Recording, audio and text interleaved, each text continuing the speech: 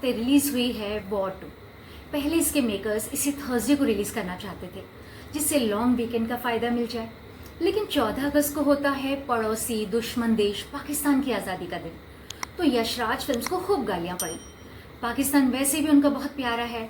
आखिर बैनर को इसकी रिलीज 15 अगस्त को शिफ्ट करनी पड़ी। यशराज, धर्मा प्रोडक्शन, भट्ट कैम्प, इन सब की फिल्मों का मार्केट पाकिस्तान में भी है, इसलिए वो उसे कभी दुश्मन देश नहीं दिखाते। खैर, इस फिल्म को कहीं भी दिखा लो, इसका बिजनेस तो नहीं होने वाला है। इसमें कहानी है ही नहीं, और जो है वो प्लॉट है जो सारी स्पाई फिल्मों में एक जैसा होता है, यानी इंडिया में। और यशराज ने तो एक अलग बैनर बना रखा है, स्पाई यूनिवर्स। इसमें सारी फिल्मों का एक ही फॉर्मूला होता है। देश खतरे में है, विलन का भारत या पाकिस्तान के पीएम को मारने का प्लान है। भारत की जासूसी संस्था रिसर्च एंड एनालिसिस विंग यानी रॉ उसे बचाना चाहती है। उसका एक ही स्पाई है जो रॉ से नाराज होकर दुनिया के किसी कोने में बैठा है, यानी बेस्ट स्पाई है। पता नहीं उसका खर्च कैसे चलता है उस दुनिया के इस विदेश में किसी कोने में, क्योंकि वो रॉ से चिढ़ा हुआ है। अब रॉ चीफ को उसे मना के लाना है। साथ में एक सेक्सी लेडी स्पाई है जो 2 पीस में जरूर दिखेगी और एक्शन भी करेगी। हीरो से उसका कोई उलझा हुआ अफेयर होगा, यानी पहले प्यार रहा होगा, फिर वो दुश्मन बन गई होगी, यानी पाकिस्तानी होगी या इंडियन। दोनों आखिर में लड़ मर देश के दुश्मनों को खत्म कर देते हैं और देश या उसके पीएम को बचा लेते हैं। इसी फॉर्मूले पर वाईआरएफ की 5 फिल्में बन चुकी हैं। एक था टाइगर, टाइगर जिंदा है, वॉर, पठान, टाइगर 3, जवान, और अब उसकी 6th इंस्टॉलमेंट है वॉर 2। मुझे याद है 2019 में वॉर 1 की सक्सेस पार्टी में अयान मुखर्जी ने कहा था कि वो सीक्वल की स्क्रिप्ट पर काम कर रहा। भाई, इतने सालों में ये स्क्रिप्ट बनाई है आपने। तो इस वॉर 2 की सो कॉल कहानी है। आशुतोष राणा रॉ का चीफ है। उसका शागिर्द था कबीर यानी ऋतिक रोशन। वो नाराज था। आशुतोष राणा की बेटी है एयरफोर्स की विंग कमांडर कियारा आडवाणी। ऋतिक शुरू में ही आशुतोष राणा को मार देता है। अब कियारा को उससे बदला लेना है। एक और रॉ का एजेंट है साउथ का जूनियर एनटीआर, जो कभी हीरो है कभी विलन बन जाता है। भारत के पड़ोसी देशों यानी चाइना, बांग्लादेश, बर्मा, पाकिस्तान, तो उन्होंने ग्रुप बना रखा है कली नाम का, जो सब पर कब्जा करना चाहता है। हर जगह जबरदस्ती का एक्शन और back to back action. 1-2 minute कुछ होता है, फिर एक्शन। दोनों हीरो अलग अलग देशों में और डिफरेंट स्पेसेस में बहुत सारा एक्शन करते हैं। कभी तलवारों से, कारों से, प्लेन से, हवा में, नावों से, पानी में, हर जगह लड़ते हैं और आखिर में लात घूंसों से धरती पर लड़ते हैं, यानी मल्ल युद्ध होता है। और उसमें एक बर्फीला चाकू भी है, वो तो मुझे बहुत पसंद आया। हवा में कमर्शियल फ्लाइट के ऊपर अमेरिका में बना फाइटर जेट उड़ रहा है, जो हवा से कमर्शियल फ्लाइट पर फाइटर्स गिरा रहा है। अरे भाई, ये यूएस एयरफोर्स का आइकॉनिक डिजाइन वाला B-2 स्पिरिट स्टील्थ बॉम्बर है। पहली बात तो B-2 jet 626 miles per hour की टॉप स्पीड से उड़ता है, यानी कमर्शियल प्लेन और उसकी स्पीड मैच ही नहीं हो सकती।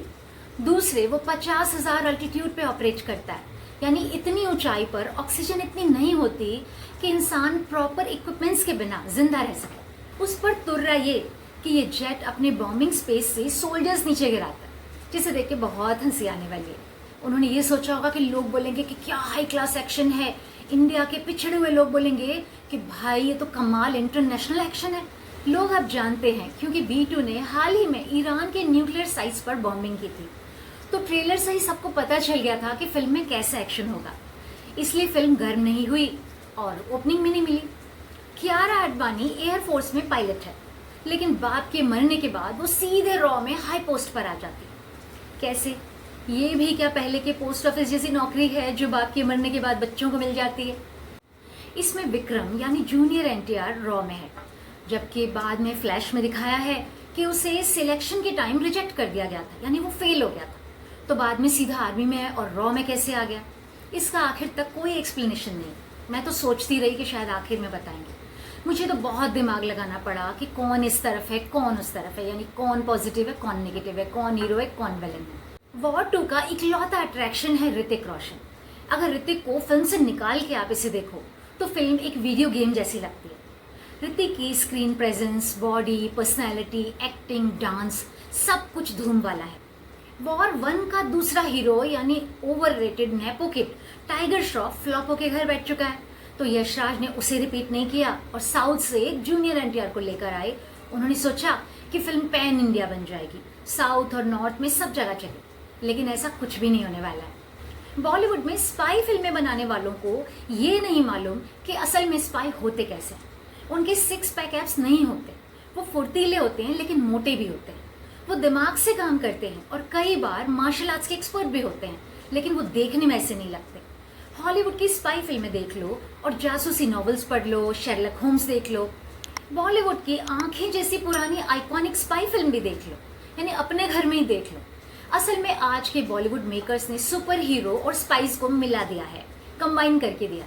इसका डायरेक्शन अयान मुखर्जी का है, जिसने स्पाई यूनिवर्स की पहली फिल्म डायरेक्ट की थी। अब वो आदित्य चोपड़ा का साला लगता है रिश्ते में, यानी रानी मुखर्जी का भाई। तो स्टूडियो में उसकी नौकरी तो पक्की है और इस खानदान के बहुत सारे लोग बॉलीवुड में हैं। फिल्म का बजट 450 करोड़ बताया गया है, जो कि दिखाई भी देता है, वरना तो फिल्मों के जो बजट बताए जाते हैं होते कुछ और हैं, जिससे कि अगर प्रॉफिट हो तो वो दिखाएं कि भाई हमारा तो लॉस ही कवर नहीं हुआ, यानी इतनी इनकम नहीं हुई तो टैक्स कैसे दें। ये हेर फेर होता है हिसाब किताब में। फिल्म की हीरोइन है कियारा आडवाणी, जो ठीक ठाक है। यशराज की मसाला फिल्म है तो उनकी हीरोइन को 2 पीस में तो होना ही है। कियारा उस सीन में बहुत अच्छी लगी मुझे तो, लेकिन वो सीन भी बहुत थोड़ा सा था।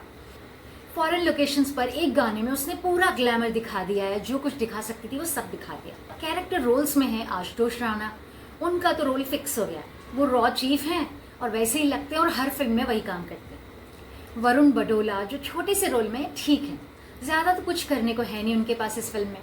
अनिल कपूर भी हैं जो अपना काम ठीक से करते हैं, बस उन्हें यंग देख लो। जूनियर एनटीआर के अलावा फिल्म की सबसे बड़ी कमजोरी है इसके विलन्स, जो बहुत वीक हैं। कई बार विलन कमजोर होके भी याद तो रहते हैं, अपनी छाप तो छोड़ते हैं।